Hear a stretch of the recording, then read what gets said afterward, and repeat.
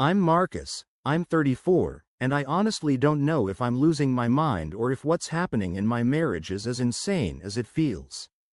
My wife Emma, 32 years old, has been giving me the silent treatment for almost 3 weeks now, and when I finally discovered the reason, I just need to know if I'm the asshole here, or if this whole situation is as messed up as I think it is. Let me back up and give you the full picture, because this didn't come out of nowhere, or at least, I didn't think it did. Emma and I have been married for 6 years. We met in graduate school, both getting our master's degrees in education. She was brilliant, funny, had this infectious laugh that could light up a whole room. We got married pretty quickly, maybe too quickly according to some people, but it felt right. Her family seemed nice enough at the wedding, though looking back now, there were signs I should have paid attention to. Her mother, Patricia, let's call her Pat, was involved. Very involved. She had opinions about everything. The venue, too modern, my suit, wrong shade of navy. The flowers, roses were too obvious, even the damn cake flavor. Emma would just laugh it off. That's just how Mom is, she'd say, squeezing my hand. She means well. The first few years were honestly great. We both got teaching jobs at different schools in the city, bought a small house in the suburbs, adopted a cat named Professor Whiskers, Emma's idea. She thought it was hilarious. We had our issues like any couple, but nothing major. The usual stuff. Who does the dishes? Whose turn it is to clean the bathroom? Why I always forget to put the toilet seat down? But Pat was always there. In the background. Calling Emma 3-4 times a day. Dropping by unannounced on weekends. Offering unsolicited advice about everything from how we should arrange our furniture to what brand of laundry detergent we should use. Emma's dad, Robert, was much more laid back. He'd just nod along to whatever Pat said, occasionally shooting me these apologetic looks that said, "Sorry, buddy, I've given up trying." Emma also has a younger sister, Melissa, 28F, who's basically the golden child. Melissa's an attorney at some prestigious firm downtown, married to a doctor, lives in this massive house that Pat never shuts up about. Melissa just redecorated their living room. You should see it. It's in Architectural Digest this month. Or, did you hear Melissa and James are going to the Maldives? Such a lovely couple. I tried not to let it bother me. Emma seemed fine with it, and I figured every family has their dynamics, right? Everything changed about 2 months ago. It was a Sunday afternoon in early October. Emma and I were planning to spend the day doing absolutely nothing, binge watching some series, ordering takeout, maybe taking Professor Whiskers to the vet for his checkup. Normal, boring, beautiful Sunday stuff. Then Pat called. "Emma, honey, I need you to come over right now.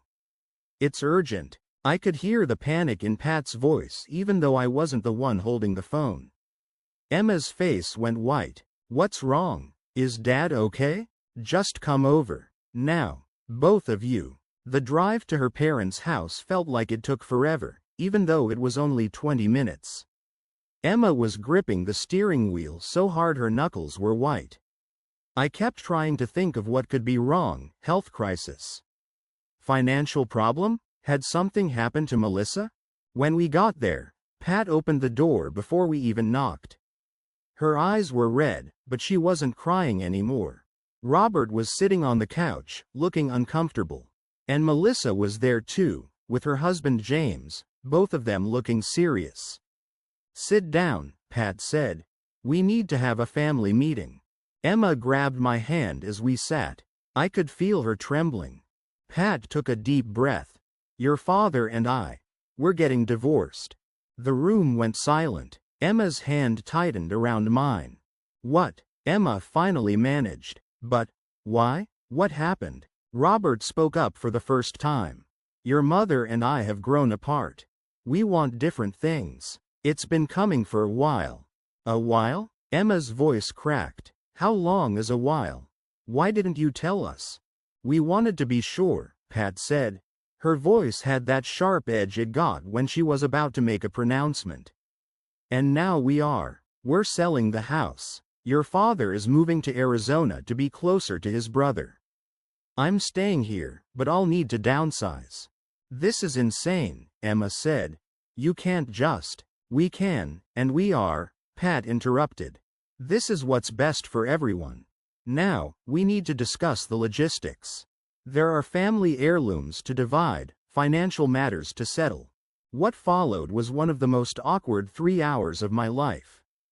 Pat had apparently made a detailed spreadsheet of everything in the house, who would get what, how they'd split their assets. Melissa kept trying to mediate, playing the perfect lawyer daughter, while James just sat there looking like he'd rather be anywhere else. I could relate. Emma barely said anything. She just sat there, holding my hand, occasionally nodding when someone asked her a direct question. When we finally left, she was quiet the whole drive home. I tried to talk to her about it, but she just said she needed time to process.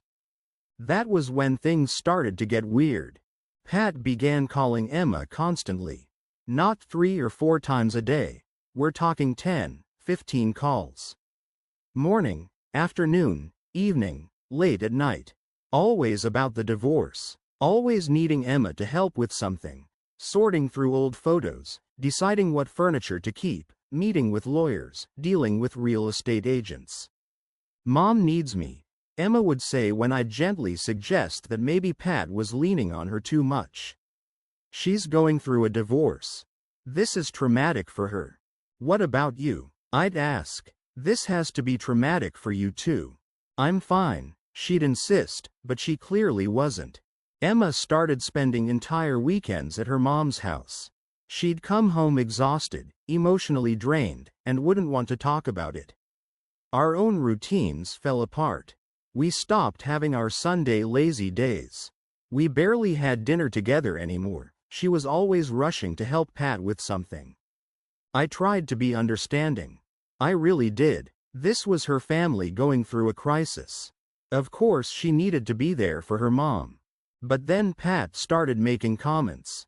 It started small. "Emma, honey, you look tired. Is Marcus helping out around the house? You shouldn't have to do everything yourself." Or, "It's so nice that you're here helping me. Marcus must be fine being alone so much. Some men are just more independent." Or, my personal favorite, "I hope Marcus appreciates how much you sacrifice for your family." Not all husbands understand what it means to be a devoted daughter. Emma would always defend me. "Marcus is great, Mom. He's very supportive." But the seeds were being planted. I could see it. Things came to a head about 5 weeks ago. It was a Friday night. Emma and I had barely spent any quality time together in weeks, and I'd made reservations at her favorite restaurant, this little Italian place where we had our first date. I'd even bought her flowers, the expensive kind from the fancy florist, not the grocery store bouquet I usually grabbed. I was in the shower when I heard her phone ring. Then I heard her voice, tense and worried. "Mom, I can't tonight. Marcus and I have plans." I couldn't hear Pat's response, but I could imagine it. "I know it's important, but..." More muffled talking from the phone. "Can't Melissa help with this?" A pause. "Fine. Okay. I'll be there in an hour." When I got out of the shower, Emma was sitting on the bed, still in her work clothes, looking guilty. "I'm so sorry," she said. "Mom needs help sorting through Dad's office. He's coming tomorrow to pick up his things, and she's having a panic attack about it. I have to go." I felt something snap inside me. "Emma, we have reservations. I made them 3 weeks ago." "I know, and I'm sorry, but this is an emergency." "Everything is an emergency with your mom," I said, and I heard my voice getting louder. "Every single thing. And you always drop everything to run to her." "She's my mother," Emma said, her jaw setting in that stubborn way it did when she'd made up her mind. "She's going through a divorce. What do you want me to do? Tell her to deal with it alone?" "I want you to set some boundaries." I was definitely yelling now. I want you to remember that you have a husband. We haven't had a real conversation in weeks, Emma. We haven't gone out, we haven't done anything together. I feel like I'm living with a ghost. Well, maybe if you were more understanding. I've been nothing but understanding. I've been patient and supportive while your mother monopolizes all of your time and energy. But I'm your husband, Emma. Don't I count for something? She stood up, grabbing her purse. I don't have time for this right now. Mom is waiting. Of course she is. Emma left. I sat there with the flowers wilting in their vase and our unused restaurant reservation, feeling like the biggest idiot in the world. She didn't come home that night. She texted around midnight saying she was too tired to drive and would sleep in her old room at her mom's house. The next morning, I woke up to a text. We need to talk when I get home. Those 5 words filled me with dread. Nothing good ever follows. We need to talk. She came home around noon. I'd cleaned the whole house, made coffee, was trying to prepare myself for whatever conversation we were about to have. But Emma didn't want to talk about the fight. She wanted to talk about her mom. Mom mentioned something last night, she said, sitting across from me at the kitchen table.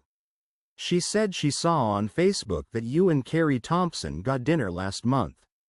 Carrie Thompson. Jesus. Carrie was a teacher at my school. She taught English, I taught history, we'd been friends for years.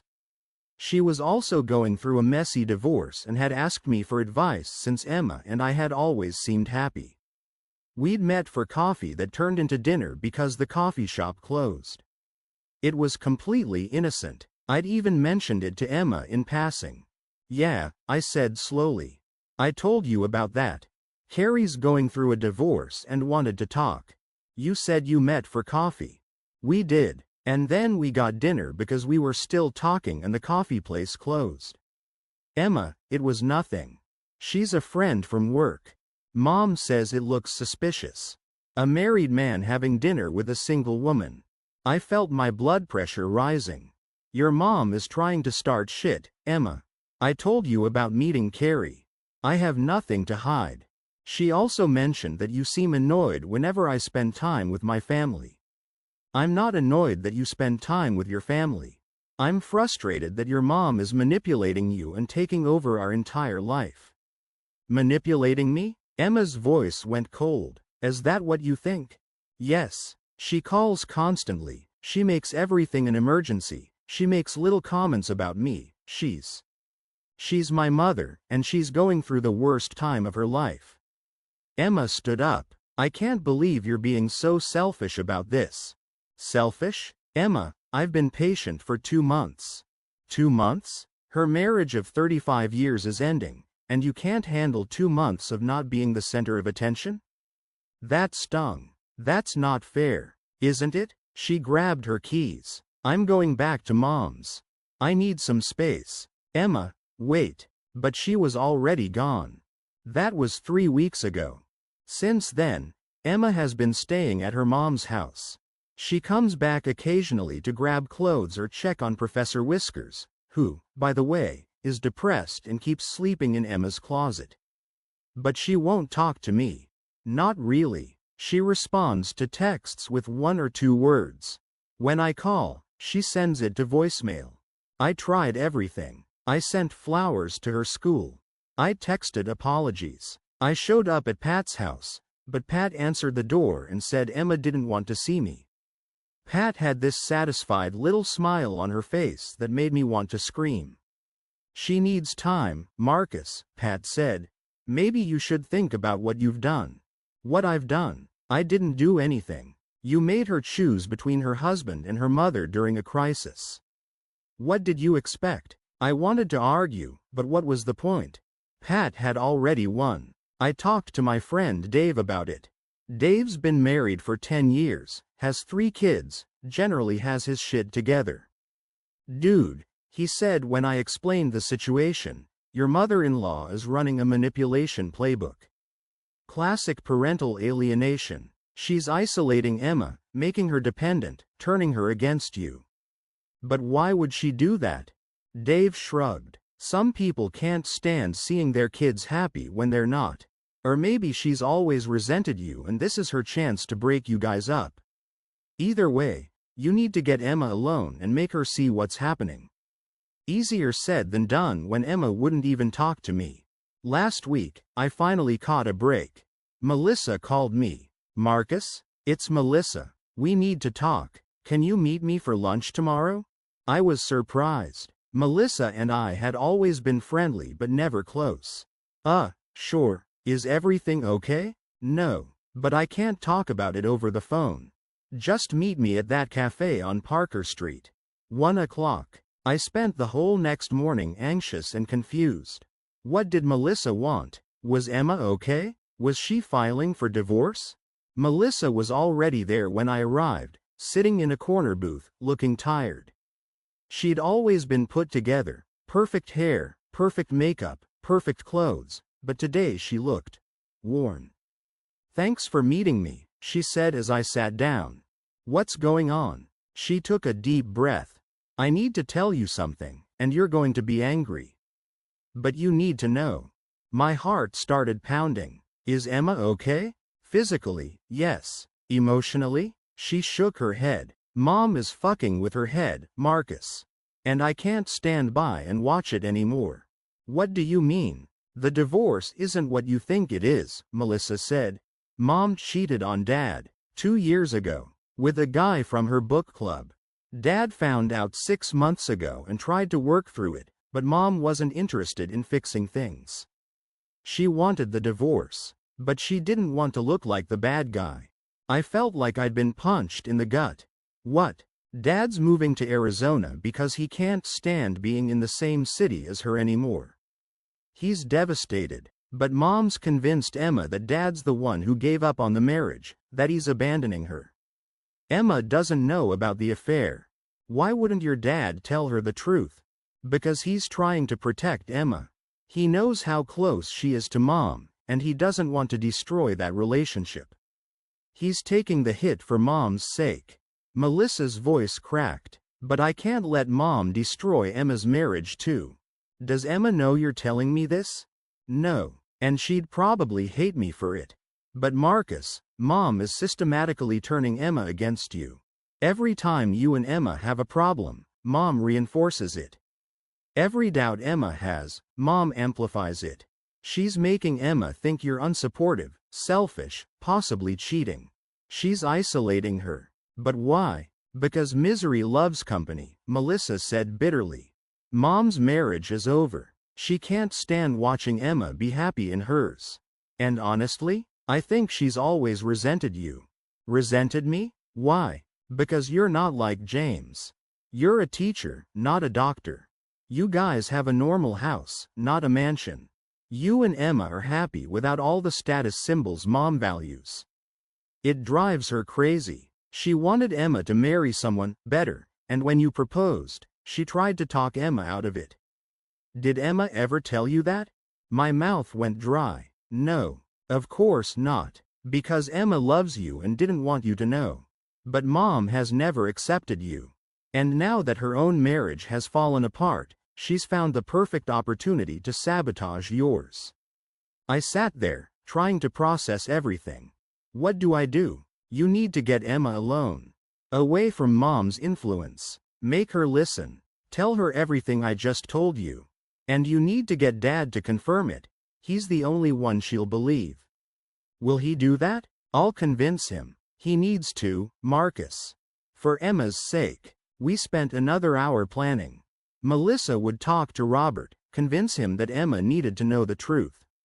I would reach out to Emma one more time, tell her we needed to talk face to face, just the two of us. That evening, I sent Emma a text. Emma, I love you. Our marriage is worth fighting for. Please meet me tomorrow evening at our house. Just you and me. We need to talk about everything, not just the fight, but your mom, the divorce, all of it. Please, give me 1 hour. I didn't expect a response. But around midnight, my phone buzzed. Okay, 7 p.m. I barely slept that night. I kept rehearsing what I would say.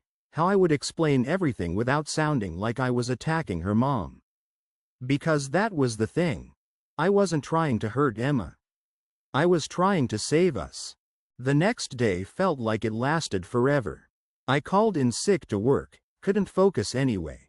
Cleaned the house again. Made sure Professor Whiskers was fed and happy. Put fresh flowers in the vase. Emma arrived exactly at 7. She looked exhausted, thinner than I remembered. She was wearing one of my old college sweatshirts, which gave me a tiny bit of hope. "Hi," she said. "Hi, thank you for coming." We sat down in the living room, the same room where we'd watched countless movies, had 1,000 conversations, built our life together. "Emma, I need you to listen to me.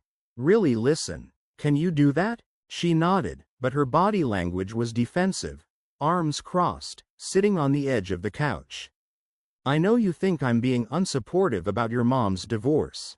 I know you think I'm being selfish and making this about me. But Emma, there are things you don't know. Things your mom hasn't told you. Marcus, please, just let me finish." I took a deep breath. "I met with Melissa yesterday. She told me something about your parents' divorce. Something important." Emma's face changed. "What did Melissa tell you?" "Your mom had an affair. 2 years ago. Your dad found out 6 months ago. He tried to save the marriage, but your mom wanted out. She's the one who asked for the divorce, Emma. Not your dad." The color drained from Emma's face. "That's not true. Melissa swears it is. And your dad will confirm it if you ask him. Why would Melissa lie to you?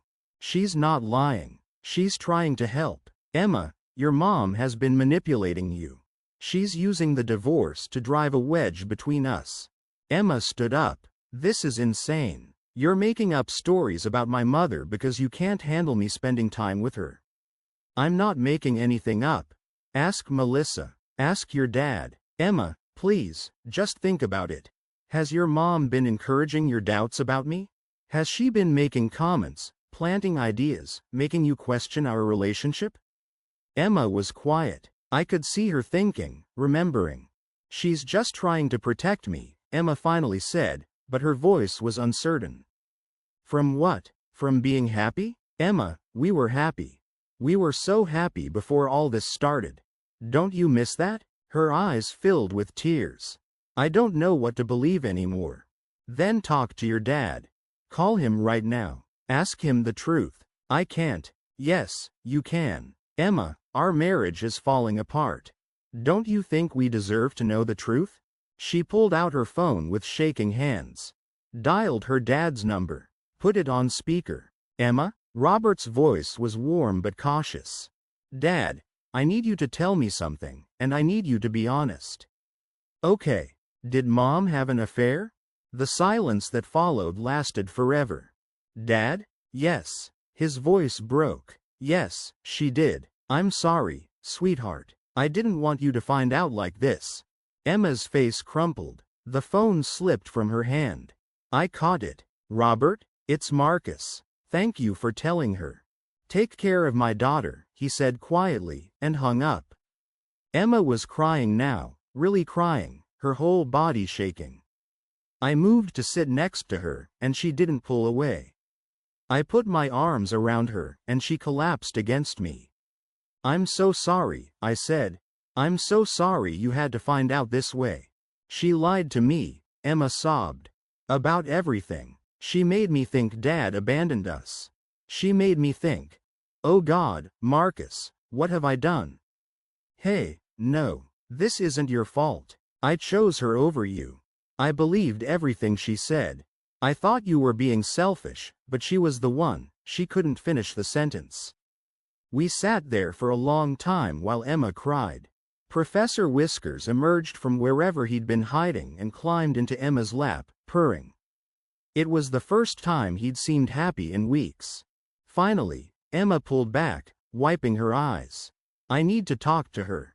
I need to confront her." "Are you sure?" "Yes. Will you come with me?" "Of course." We drove to Pat's house together. Emma's hand was in mine the whole way. When we got there, Pat answered the door with that same satisfied smile. Emma, I wasn't expecting you tonight. And, Marcus. The smile faltered when she saw us together. We need to talk, Emma said, her voice steady despite the tears still on her face. Of course, honey. Come in. Marcus, maybe you should. Marcus is staying, Emma said firmly. I know about the affair, Mom. Pat's face went white. Who told you? Does it matter? You lied to me. You made me think Dad gave up on your marriage when you were the one who cheated. You were the one who wanted the divorce. Emma, it's more complicated than that. Is it? Because it seems pretty simple. You had an affair. You destroyed your marriage. And then you tried to destroy mine too. I would never. You've been manipulating me for months. Emma's voice rose. Every time Marcus and I had a problem, you made it worse. You planted doubts. You made me question everything about my husband, my marriage. You tried to turn me against him. I was trying to protect you. From what? From being happy? From having a good marriage? Is that what you were protecting me from? Pat's mask finally slipped. I saw anger flash across her face. You think you're so happy? You live in that tiny house, working your little teaching job, barely scraping by. We're happy, Mom. We were happy. Until you decided to make me as miserable as you are. I'm your mother. Everything I do is for you. No, everything you do is for yourself. Dad was right to leave you. And I should have listened to Marcus weeks ago. Pat turned to me, her face twisted with anger. This is your fault. You turned my daughter against me. No, Emma said, you did that yourself. We left. Pat was still yelling something behind us, but neither of us was listening. In the car, Emma said, I'm so sorry, Marcus. For all of it, for not believing you, for choosing her over you, for everything. I'm sorry too. I should have been more patient. No, you were right. I let her manipulate me.